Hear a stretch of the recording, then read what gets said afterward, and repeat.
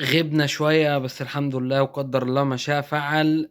نرجع بقى للهجص اللي حصل النهارده ده. ماتش 90 دقيقة يحرق دم الواحد. ما فيش كورة واحدة صح اتعملت، الماتش خلص بالتعادل 0-0، مع إن أنت كان في إيدك تهري دمهم وتحرق دمهم وتكسب 1-0 وتخلّيهم يريّحوا. سيبك من الإسماعيلي، الراجل ده لازمًا تكون محضّر مدرب للموسم الجديد. الراجل ده ما ينفعش يكون موجود في الأهلي. هو مدرب كويس وكل حاجة، بس ده مش للأهلي.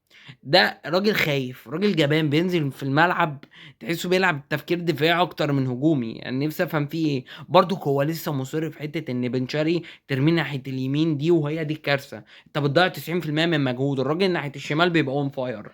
عوده حميده لبن رمضان، الراجل بقاله ماتشين بيعمل اداء خرافي. الراجل بيلم من هنا ويحط من هنا ويعدي من الاتنين. راجل عالمي الصراحه، يعني والله العظيم يا رب يثبت كده على مستواه اريح اي حد على الدكه. ايه ده؟ ايه ده يا ابني ده؟ انا محتاج الواسطه في دي في حياتي عشان اعرف انت بتلعب في الاهلي. يعني مين الواسطه اللي انت ملعباك في الاهلي لحد النهارده؟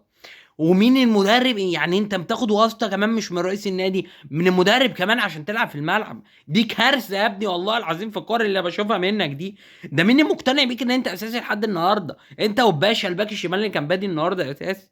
بص يا ابني، انا قلت تلم شنطتك وتقعد الست اشهر حلوين، وانت كده كده مش هتجيب العشر تجوان وهتتكل على الله. ايه ده؟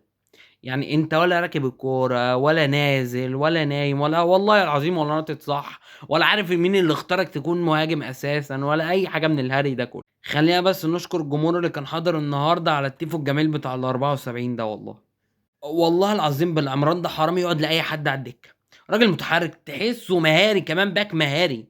بيعدي كده وبيرفع ساعات، يلعب على الارض، كاشف الملعب. مش زي واحد عامل لي فيها روبرتو كارلوس، ولا بيرفع عرضيه صح ولا بيعمل باص صح ولا بيدافع صح.